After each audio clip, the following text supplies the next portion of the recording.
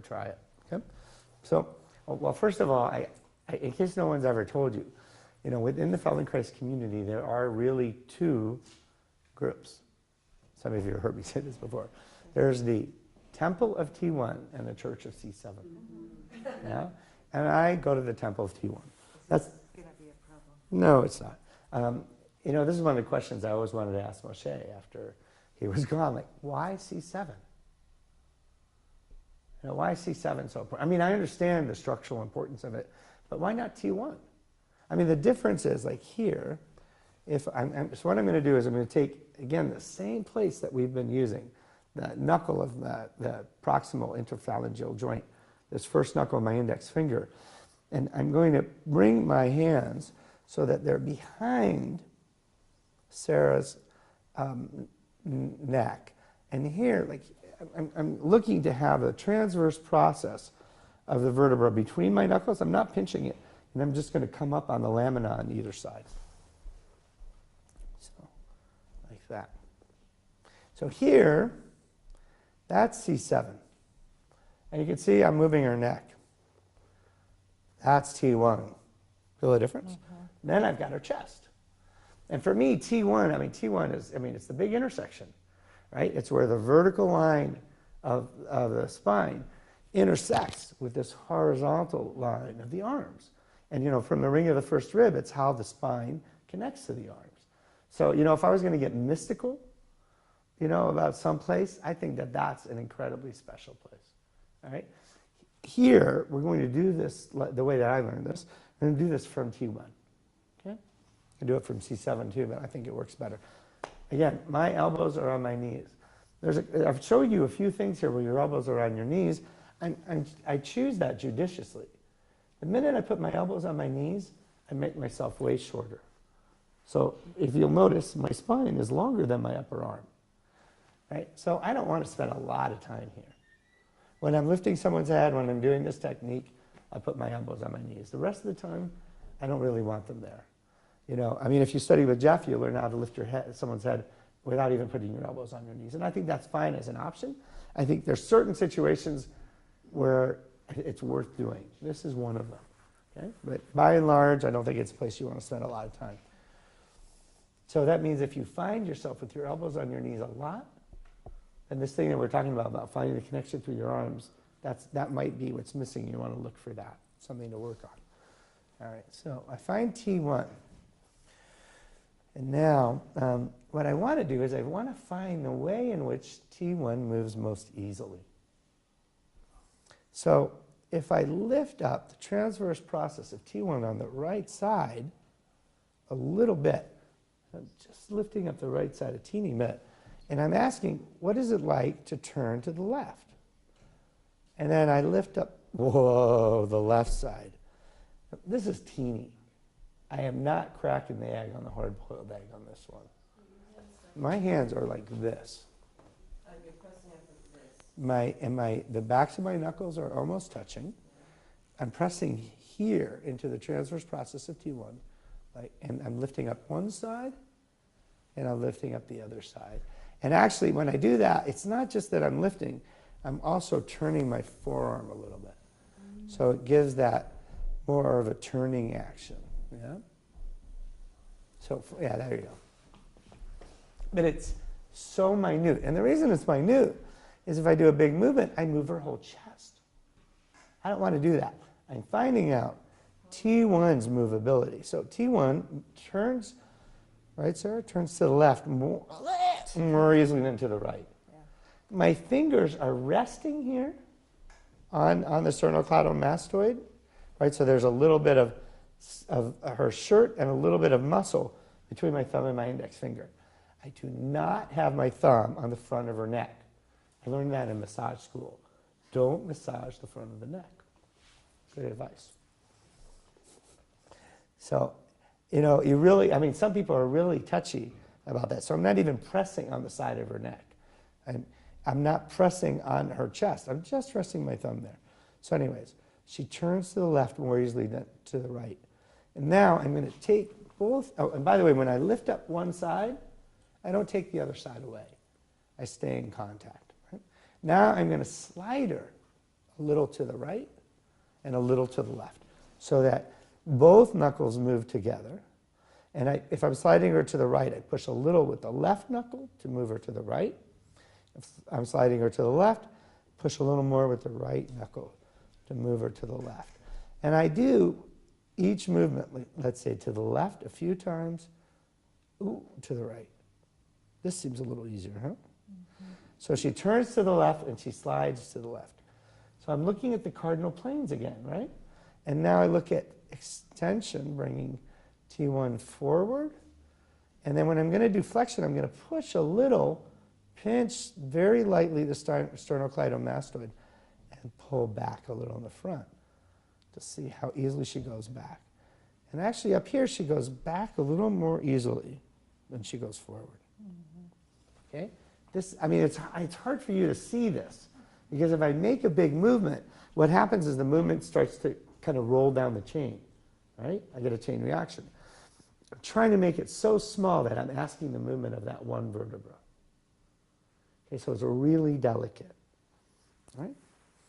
You're going to practice this in a minute, but I'm going to show you what we're going to do tomorrow. You don't need to practice this today, but I'm showing you the reason that we're doing this. So once I found the preference for for T1 to move in, let's say she slides to the left and she turns to the left. I just take 2 of the 3 directions. Sliding to the left and turning to the left. I do that a little bit, and then I push slightly towards her pelvis, like 3 thimbles full. Very little push. But now, if I turn her, because I've turned her in the direction of ease, I've locked T1 and T2 together. So now when I turn T1, T2 is going to turn with it. When I slide T1, T2 is going to turn with it. So now instead of asking the movement of T1, which is the joint below the first thoracic vertebra, by turning and moving this in the easy direction and compressing a little, I've made T1 and T2 one vertebra. So now the movement's going to be at the next joint. Okay?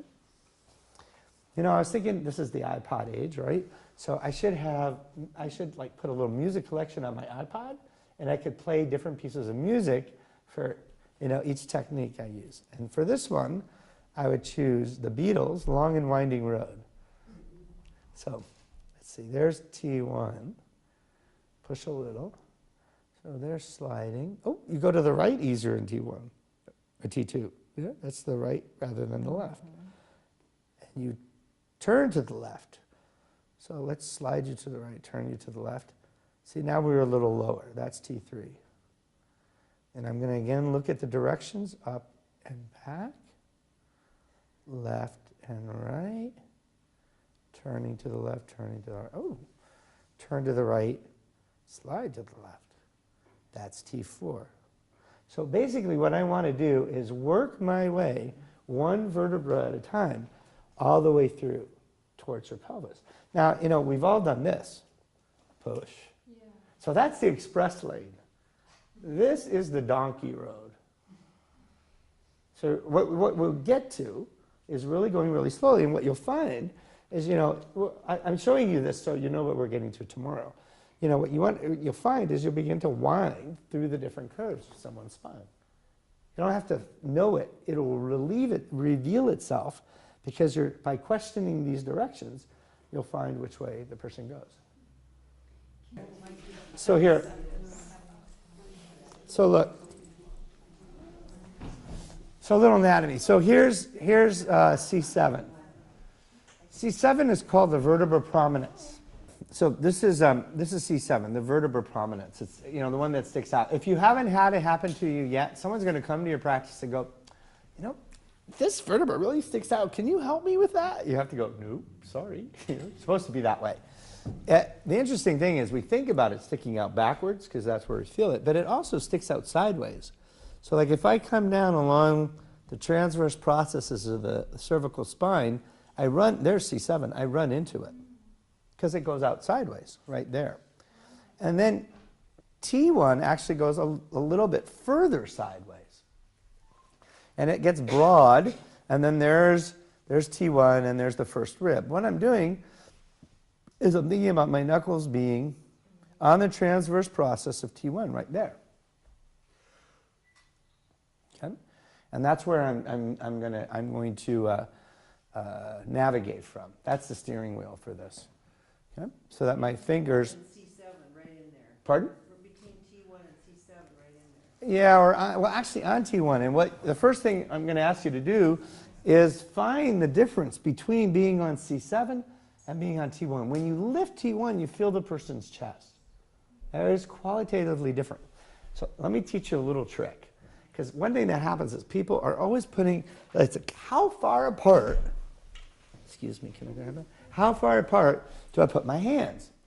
So here's the little trick. You put them as far apart as the person's nose is wide and not as far apart as their smile. So right between, just imagine in the back of their neck that your fingers are going to fit in that space between the width of their mouth and the width of their nose. It's just to give you kind of something to aim for, all right? So, and here, I mean, the way to find this, okay, there's a little bit of Tinkerbell. You just got to believe they have a spine. So the easiest way to find this place is you put your hands on the top of their shoulders and you slide your fingers towards their neck. And then when you get to their neck, you let your fingers curl. And then believe it or not, your knuckles will be in the right place, more or less. Okay? Yeah. But you don't send the knuckle out by itself, because then you're going to push against it. It'll be too much. You want to have your whole hand there. So I'm at the top of the shoulder, sliding along the top of their blouse or shirt. When I get to the line of their neck, I just let my fingers curl and come under. And that's it. It's really pretty easy. And then you have to find the place. You know, what's interesting is your knuckles are looking for a little hollow. There's a hollow right there where your knuckle will fit. And if not, if you're pressing on a bump, the person's going to feel it. It's bumpy. So again, I'm going to come by and do it so the person lying down can tell you if you're on or not. And then, again, your elbows really have to be out towards the end of your thighs, not on the middle, right? And then you're going to do these teeny movements. Lift one side, lift the other, slide one way, slide the other, lift both sides, bring both sides back.